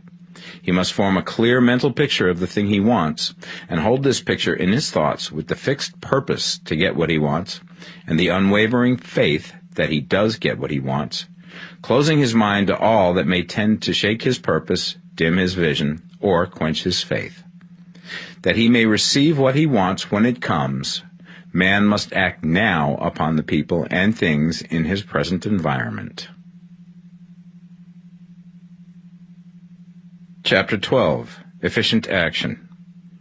You must use your thought as directed in previous chapters and begin to do what you can do where you are, and you must do all that you can do where you are. You can advance only by being larger than your present place, and no man is larger than his present place who leaves undone any of the work pertaining to that place. The world is advanced only by those who more than fill their present places. If no man quite filled his present place, you can see that there must be a going backward in everything. Those who do not quite fill their present places are dead weight upon society, government, commerce, and industry. They must be carried along by others at a great expense. The progress of the world is retarded only by those who do not fill the places they are holding. They belong to a former age and a lower stage or plane of life, and their tendency is towards degeneration. No society could advance if every man was smaller than his place. Social evolution is guided by the law of physical and mental evolution. In the animal world, evolution is caused by excess of life. When an organism has more life than can be expressed in the function of its own plane, it develops the organs of a higher plane, and a new species is originated. There never would have been new species had there not been organisms which more than filled their places. The law is exactly the same for you. Your getting rich depends upon your applying this principle to your own affairs. Every day is either a successful day or a day of failure, and it is the successful days which get you what you want. If every day is a failure, you can never get rich, while if every day is a success, you cannot fail to get rich. If there is something that may be done today, and you do not do it, you have failed in so far as that thing is concerned, and the consequences may be more disastrous than you imagine. You cannot foresee the results of even the most trivial act. You do not know the workings of all the forces that have been set moving in your behalf. Much may be depending on your doing some simple act. It may be the very thing which is to open the door of opportunity to very great possibilities. You can never know all the combinations which Supreme Intelligence is making for you in the world of things and of human affairs. Your neglect or failure to do some small thing may cause a long delay in getting what you want. Do, every day, all that can be done that day. There is, however, a limitation or qualification of the above that you must take into account. You are not to overwork, not to rush blindly into your business in the effort to do the greatest possible number of things in the shortest possible time. You are not to try to do tomorrow's work today, nor to do a week's work in a day. It is really not the number of things you do, but the efficiency of each separate action that counts. Every act is, in itself, either a success or a failure. Every act is, in itself, either effective or inefficient. Every inefficient act is a failure, and if you spend your life in doing inefficient acts, your whole life will be a failure. The more things you do, the worse for you if all your acts are inefficient ones.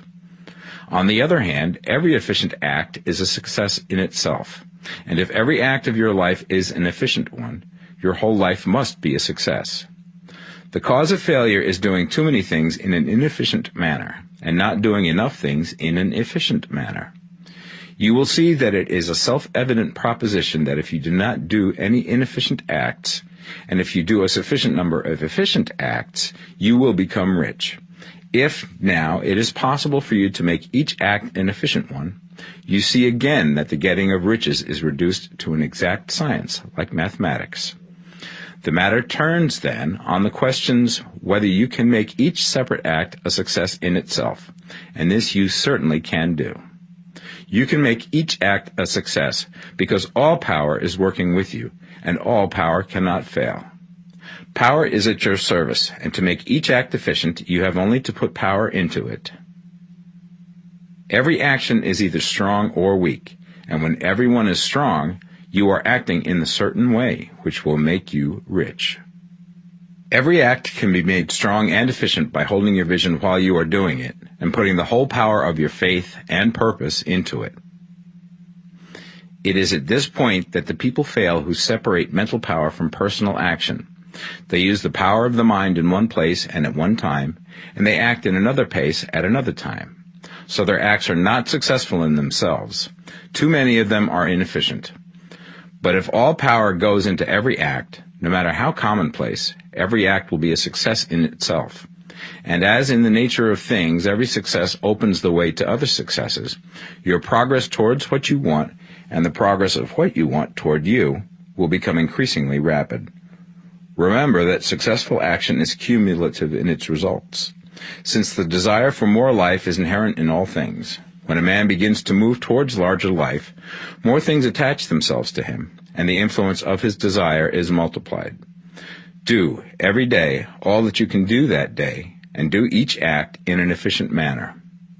In saying that you must hold your vision while you are doing each act, however trivial or commonplace, I do not mean to say that it is necessary at all times to see the vision distinctly to its smallest details. It should be the work of your leisure hours to use your imagination on the details of your vision, and to contemplate them until they are firmly fixed upon memory. If you wish speedy results, spend practically all your spare time in this practice. By continuous contemplation you will get the picture of what you want, even to the smallest details, so firmly fixed upon your mind and so completely transferred to the mind of formless substance, that in your working hours you need only to mentally refer to the picture to stimulate your faith and purpose, and cause your best effort to be put forth. Contemplate your picture in your leisure hours until your consciousness is so full of it that you can grasp it instantly. You will become so enthused with its bright promises that the mere thought of it will call forth the strongest energies of your whole being. Let us again repeat our syllabus, and by slightly changing the closing statements, bring it to the point we have now reached. There is a thinking stuff from which all things are made, and which, in its original state, permeates, penetrates, and fills the interspaces of the universe. A thought in this substance produces the thing that is imaged by the thought.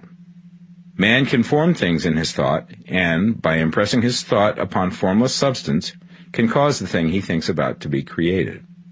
In order to do this, man must pass from competitive to the creative mind. He must form a clear mental picture of the thing he wants, and do, with faith and purpose, all that can be done each day, doing each separate thing in an efficient manner. Chapter 13. Getting into the right business. Success in any particular business depends for one thing upon your possessing in a well-developed state the faculties required in that business. Without good musical faculty, no one can succeed as a teacher of music. Without well-developed mechanical faculties, no one can achieve great success in any of the mechanical trades. Without tact and the commercial faculties, no one can succeed in the mercantile pursuits. But to possess in a well-developed state the faculties required in your particular vocation does not ensure getting rich. There are musicians who have remarkable talent and who yet remain poor. There are blacksmiths, carpenters, and so on who have excellent mechanical ability, but who do not get rich. And there are merchants with good faculties for dealing with men who nevertheless fail. The different faculties are tools. It is essential to have good tools, but it is also essential that the tools should be used in the right way. One man can take a sharp saw, a square, a good plane, and so on, and build a handsome article of furniture. Another man can take the same tools and set to work to duplicate the article, but his production will be a botch. He does not know how to use good tools in a successful way. The various faculties of your mind are the tools with which you must do the work which is to make you rich. It will be easier for you to succeed if you get into a business for which you are well equipped with mental tools. Generally speaking, you will do best in that business which will use your strongest faculties, the one for which you are naturally best fitted. But there are limitations to this statement also. No man should regard his vocation as being irrevocably fixed by the tendencies with which he was born. You can get rich in any business, for if you have not the right talent you can develop that talent. It merely means that you will have to make your tools as you go along, instead of confining yourself to the use of those with which you were born. It will be easier for you to succeed in a vocation for which you already have the talent in a well-developed state, but you can succeed in any vocation, for you can develop any rudimentary talent, and there is no talent of which you have not at least the rudiment. You will get rich most easily in point of effort if you do that for which you are best fitted, but you will get rich most satisfactorily if you do that which you want to do. Doing what you want to do is life, and there is no real satisfaction in living if we are compelled to be forever doing something which we do not like to do, and can never do what we want to do. And it is certain that you can do what you want to do. The desire to do it is proof that you have within you the power which can do it. Desire is a manifestation of power. The desire to play music is the power which can play music seeking expression and development. The desire to invent mechanical devices is the mechanical talent seeking expression and development. When there is no power, either developed or undeveloped, to do a thing, there is never any desire to do that thing. And where there is strong desire to do a thing, it is certain proof that the power to do it is strong, and only requires to be developed and applied in the right way. All things else being equal, it is best to select a business for which you have the best developed talent. But if you have a strong desire to engage in any particular line of work, you should select that work as the ultimate end at which you aim. You can do what you want to do, and it is your right and privilege to follow the business or avocation which will be most congenial and pleasant. You are not obliged to do what you do not like to do, and should not do it except as a means to bring you to the doing of the thing you want to do. If there are past mistakes whose consequences have placed you in an undesirable business or environment, you may be obliged for some time to do what you do not like to do. If you feel that you are not in the right vocation, do not act too hastily in trying to get into another one. The best way, generally, to change business or environment is by growth. Do not be afraid to make a sudden and radical change if the opportunity is presented, and you feel after careful consideration that it is the right opportunity. But never take sudden or radical action when you are in doubt as to the wisdom of doing so. There is never any hurry on the creative plane, and there is no lack of opportunity. When you get out of the competitive mind, you will understand that you never need to act hastily. No one else is going to beat you to the thing you want to do. There is enough for all. If one space is taken, another and a better one will be opened for you a little further on. There is plenty of time. When you are in doubt, wait. Fall back on the contemplation of your vision, and increase your faith and purpose. And by all means, in times of doubt and indecision, cultivate gratitude. A day or two spent in contemplating the vision of what you want, and in earnest thanksgiving that you are getting it, will bring your mind into such close relationship with the Supreme that you will make no mistake when you do act. There is a mind which knows all there is to know, and you can come into close unity with this mind by faith and the purpose to advance in life if you have deep gratitude. Mistakes come from acting hastily, or from acting in fear or doubt, or in forgetfulness of the right motive, which is more life to all and less to none. As you go on in the certain way, opportunities will come to you in increasing number, and you will need to be very steady in your faith and purpose, and to keep in close touch with the all-mind by reverent gratitude. Do all that you can do in a perfect manner every day, but do it without haste, worry, or fear. Go as fast as you can, but never hurry. Remember that in the moment you begin to hurry, you cease to be a creator and become a competitor. You drop back upon the old plane again. Whenever you find yourself hurrying, call a halt. Fix your attention on the mental image of the thing you want, and begin to give thanks that you are getting it. The exercise of gratitude will never fail to strengthen your faith and renew your purpose. Chapter 14. The Impression of Increase. Whether you change your vocation or not, your actions for the present must be those pertaining to the business in which you are now engaged. You can get into the business you want by making constructive use of the business you are already established in, by doing your daily work in a certain way. And insofar as your business consists in dealing with other men, whether personally or by letter, the key thought of all your efforts must be to convey to their minds the impression of increase. Increase is what all men and women are seeking. It is the urge of the formless intelligence within them, seeking fuller expression. The desire for increase is inherent in all nature. It is the fundamental impulse of the universe. All human activities are based on the desire for increase. People are seeking more food, more clothes, better shelter, more luxury, more beauty, more knowledge, more pleasure. Increase in something, more life. Every living thing is under this necessity for continuous advancement. Where increase of life ceases, dissolution and death set in at once. Man instinctively knows this, and hence he is forever seeking more. This law of perpetual increase is set forth by Jesus in the parable of the talents. Only those who gain more retain any. From him who hath not shall be taken away even that which he hath. The normal desire for increased wealth is not an evil or a reprehensible thing. It is simply the desire for more abundant life. It is aspiration. And because it is the deepest instinct of their natures, all men and women are attracted to him who can give them more of the means of life. In following the certain way, you are getting continuous increase for yourself, and you are giving it to all with whom you deal. You are a creative center from which increase is given off to all. Be sure of this, and convey assurance of the fact to every man, woman, and child with whom you come in contact. No matter how small the transaction, even if it be only the selling of a stick of candy to a little child, put into it the thought of increase, and make sure that the customer is impressed with the thought. Convey the impression of advancement with everything you do, so that all people shall receive the impression that you are an advancing man, and that you advance all who deal with you. Even to the people whom you meet in a social way, without any thought of business, and to whom you do not try to sell anything, give the thought of increase. You can convey this impression by holding the unshakable faith that you, yourself, are in the way of increase, and by letting this faith inspire, fill, and permeate every action.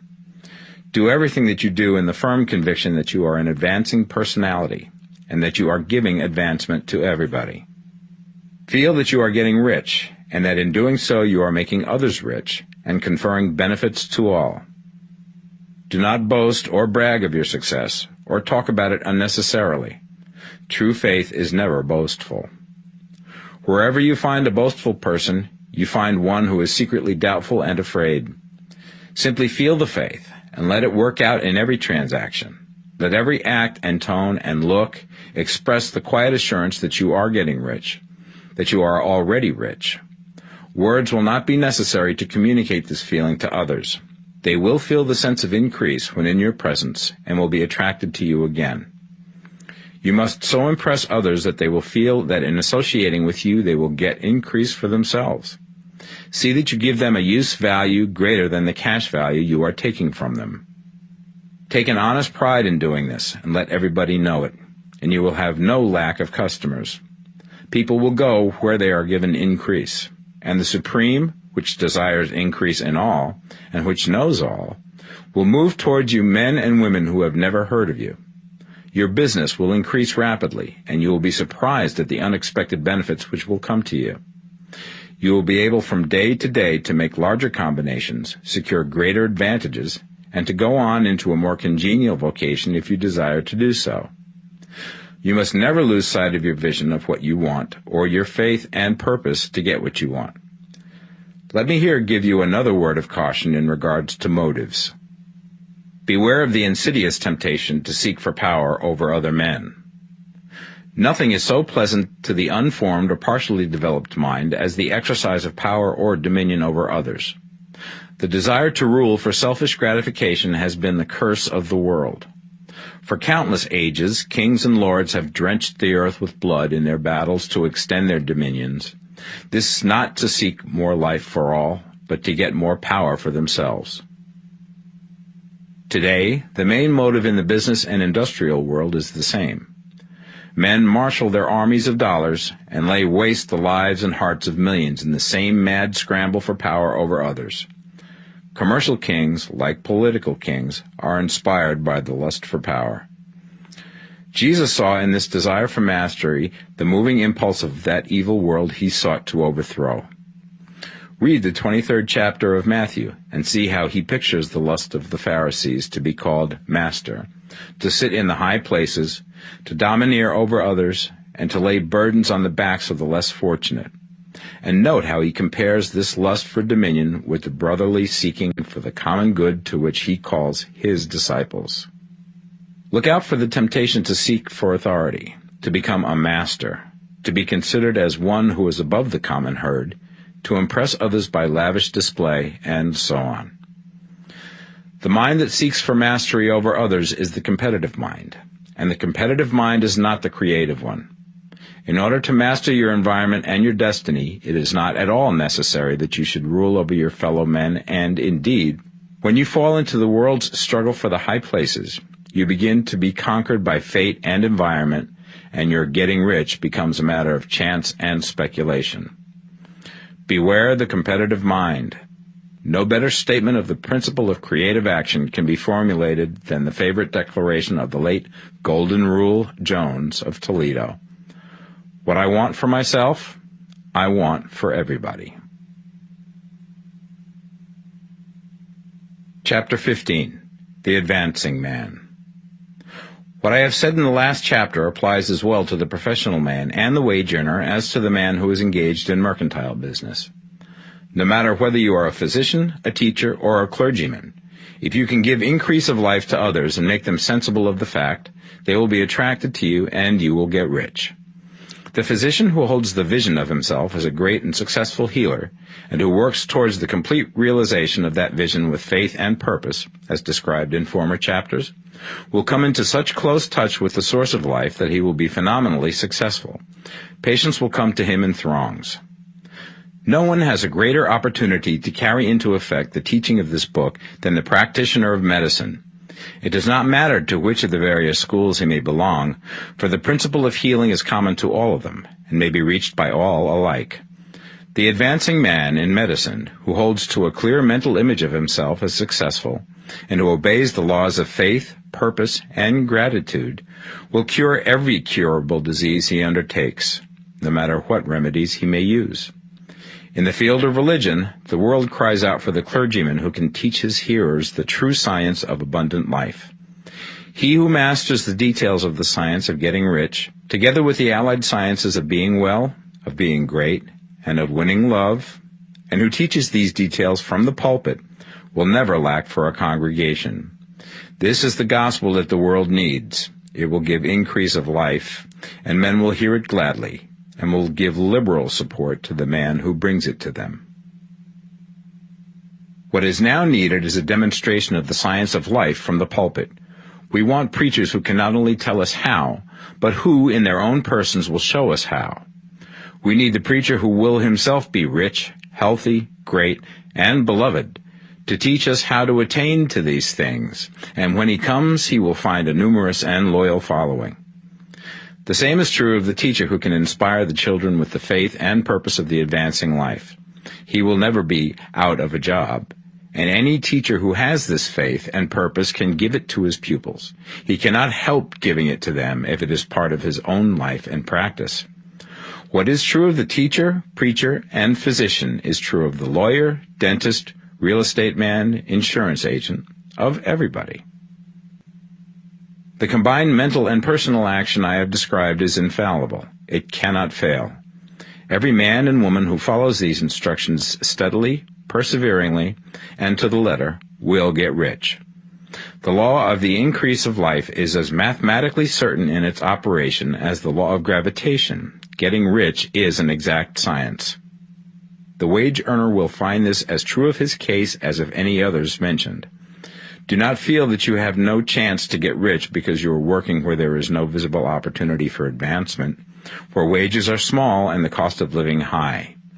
Form your clear mental vision of what you want and begin to act with faith and purpose. Do the work that you can do every day and do each piece of work in a perfectly successful manner. Put the power of success and the purpose to get rich into everything that you do. But do not do this merely with the idea of currying favor with your employer in the hopes that he or those above you will see your good work and advance you. It is not likely that they will do so. The man who is merely a good workman, filling his place to the very best of his ability and satisfied with that, is valuable to his employer, and it is not to the employer's interest to promote him. He is worth more where he is. To secure advancement, something more is necessary than to be too large for your place. The man who is certain to advance is the one who is too big for his place, and who has a clear concept of what he wants to be, who knows that he can become what he wants to be, and who is determined to be what he wants to be. Do not try to more than fill your present place with a view to pleasing your employer. Do it with the idea of advancing yourself. Hold the faith and purpose of increase during work hours, after work hours, and before work hours. Hold it in such a way that every person who comes in contact with you, whether foreman, fellow workman, or social acquaintance, will feel the power of purpose radiating from you, so that everyone will get the sense of advancement and increase from you. Men will be attracted to you, and if there is no possibility for advancement in your present job, you will very soon see an opportunity to take another job. There is a power which never fails to present opportunity to the advancing man who is moving in obedience to law. God cannot help helping you if you act in a certain way. He must do so in order to help himself. There is nothing in your circumstances or in the industrial situation that can keep you down. If you cannot get rich working for the Steel Trust, you can get rich on a 10-acre farm. And if you begin to move in the certain way, you will certainly escape from the clutches of the Steel Trust and get on to the farm or wherever else you wish to be.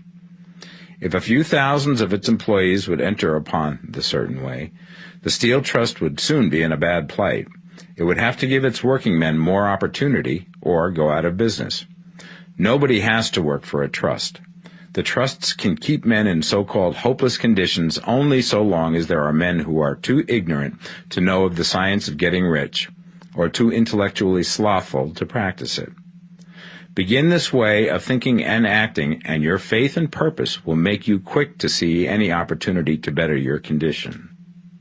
Such opportunities will speedily come, for the Supreme, working in all and working for you, will bring them before you. Do not wait for an opportunity to be all that you want to be. When an opportunity to be more than you are now is presented, and you feel impelled toward it, take it. It will be the first step towards a greater opportunity. There is no such thing possible in this universe as a lack of opportunities for the man who is living the advancing life. It is inherent in the constitution of the cosmos that all things shall be for him and work together for his good, and he must certainly get rich if he acts and thinks in the certain way. So let wage-earning men and women study this book with great care, and enter with confidence upon the course of action it prescribes. It will not fail.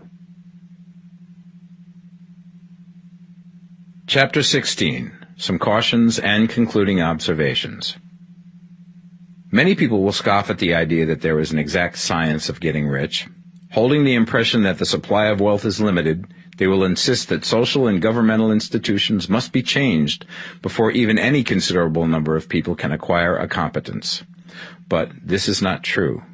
It is true that existing governments keep the masses in poverty, but this is because the masses do not think and act in the certain way. If the masses begin to move forward as suggested in this book, neither governments nor industrial systems can check them. All systems must be modified to accommodate the forward movement. If the people have the advancing mind, have the faith that they can become rich, and move forward with the fixed purpose to become rich, nothing can possibly keep them in poverty. Individuals may enter upon the certain way at any time and under any government, and may make themselves rich. And when any considerable number of individuals do so under any government, they will cause the system to be so modified as to open the way for others. The more men who get rich on the competitive plane, the worse for others. The more who get rich on the creative plane, the better for others. The economic salvation of the masses can only be accomplished by getting a large number of people to practice the scientific method set down in this book and become rich. These will show others the way and inspire them with a desire for real life, with the faith it can be attained, and with the purpose to attain it. For the present, however, it is enough to know that neither the government under which you live nor the capitalistic or competitive system of industry can keep you from getting rich. When you enter upon the creative plane of thought, you will rise above all these things and become a citizen of another kingdom. But remember that your thought must be held upon the creative plane. You are never for an instant to be betrayed into regarding the supply as limited, or into acting on the moral level of competition. Whenever you do fall into old ways of thought, correct yourself instantly, for when you are in the competitive mind, you have lost the cooperation of the mind of the whole. Do not spend any time in planning as to how you will meet possible emergencies in the future, except as the necessary policies may affect your actions today. You are concerned with doing today's work in a perfectly successful manner, and not with emergencies which may arise tomorrow. You can attend to them as they come. Do not concern yourself with questions as to how you shall surmount obstacles which may loom upon your business horizon, unless you can see plainly that your course must be altered today in order to avoid them. No matter how tremendous an obstruction may appear at a distance, you will find that if you go on in the certain way, it will disappear as you approach it, or that a way over, through, or around it will appear. No possible combination of circumstances can defeat a man or woman who is proceeding to get rich along strictly scientific lines. No man or woman who obeys the law can fail to get rich, any more than one can multiply 2 by 2 and fail to get 4. Give no anxious thought to possible disasters, obstacles, panics, or unfavorable combinations of circumstances. It is time enough to meet such things when they present themselves before you in the immediate present, and you will find that every difficulty carries with it the wherewithal for its overcoming. Guard your speech. Never speak of yourself, your affairs, or of anything else in a discouraged or discouraging way. Never admit the possibility of failure, or speak in a way that infers failure as a possibility. Never speak of times as being hard, or of business conditions as being doubtful. Times may be hard and business doubtful for those who are on the competitive plane, but they can never be so for you. You can create what you want, and you are above fear. When others are having hard times and poor business, you will find your greatest opportunities. Train yourself to think of and to look upon the world as a something which is becoming, which is growing, and to regard seeming evil as being only that which is undeveloped. Always speak in terms of advancement. To do otherwise is to deny your faith, and to deny your faith is to lose it. Never allow yourself to feel disappointed. You may expect to have a certain thing at a certain time and not get it at that time, and this will appear to you like failure. But if you hold to your faith, you will find that the failure is only apparent. Go on in the certain way, and if you do not receive that thing, you will receive something so much better that you will see that the seeming failure was really a great success. A student of this science had set his mind on making a certain business combination which seemed to him at the time to be very desirable, and he worked for some weeks to bring it about. When the crucial time came, the thing failed in a perfectly inexplicable way. It was as if some unseen influence had been working secretly against him. He was not disappointed. On the contrary, he thanked God that his desire had been overruled, and went steadily on with a grateful mind. In a few weeks, an opportunity so much better came his way that he would not have made the first deal on any account, and he saw that a mind which knew more than he knew had prevented him from losing the greater good by entangling himself with the lesser. That is the way every seeming failure will work out for you, if you keep your faith, hold to your purpose, have gratitude, and do, every day, all that can be done that day, doing each separate act in a successful manner. When you make a failure, it is because you have not asked for enough. Keep on, and a larger thing than you were seeking will certainly come to you. Remember this. You will not fail because you lack the necessary talent to do what you wish to do. If you go on as I have directed, you will develop all the talent that is necessary to the doing of your work. It is not within the scope of this book to deal with the science of cultivating talent, but it is as certain and simple as the process of getting rich. However, do not hesitate or waver for fear that when you come to any certain place, you will fail for lack of ability. Keep right on, and when you come to that place, the ability will be furnished to you. The same source of ability which enabled the untaught Lincoln to do the greatest work in government ever accomplished by a single man is open to you. You may draw upon all the mind there is for wisdom to use in meeting the responsibilities which are laid upon you.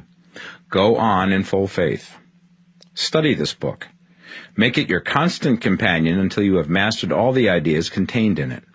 While you are getting firmly established in this faith, you will do well to give up most recreations and pleasure, and to stay away from places where ideas conflicting with these are advanced in lectures or sermons. Do not read pessimistic or conflicting literature, or get into arguments upon the matter. Do very little reading, outside of the writers mentioned in the preface. Spend most of your leisure time in contemplating your vision, and in cultivating gratitude, and in reading this book. It contains all you need to know of the science of getting rich, and you will find all the essentials summed up in the following chapter.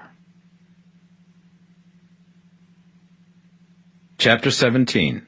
Summary of the Science of Getting Rich. There is a thinking stuff from which all things are made, and which, in its original state, permeates, penetrates, and fills the interspaces of the universe. A thought in this substance produces the thing that is imaged by the thought. Man can form things in his thought, and by impressing his thought upon formless substance can cause the thing he thinks about to be created. In order to do this, man must pass from the competitive to the creative mind, otherwise he cannot be in harmony with the formless intelligence, which is always creative and never competitive in spirit. Man may come into full harmony with the formless substance by entertaining a lively and sincere gratitude for the blessings it bestows upon him. Gratitude unifies the mind of man with the intelligence of substance, so that man's thoughts are received by the formless. Man can remain upon the creative plane only by uniting himself with the formless intelligence through a deep and continuing feeling of gratitude.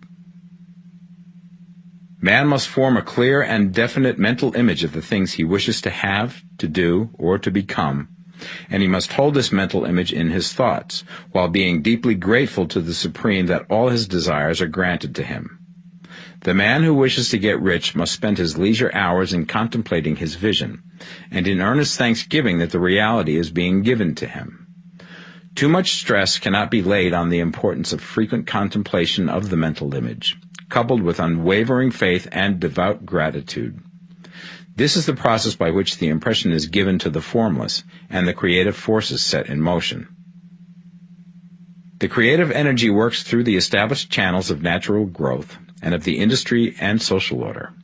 All that is included in his mental image will surely be brought to the man who follows the instructions given above, and whose faith does not waver. What he wants will come to him through the ways of established trade and commerce.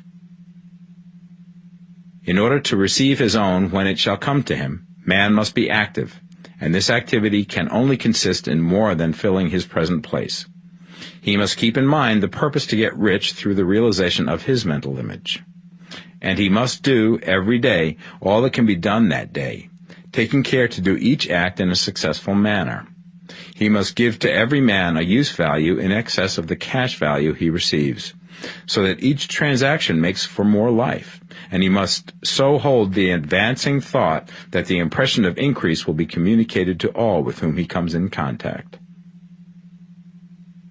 The men and women who practice the foregoing instructions will certainly get rich, and the riches they receive will be in exact proportion to the definiteness of their vision, the fixity of their purpose, the steadiness of their faith, and the depth of their gratitude.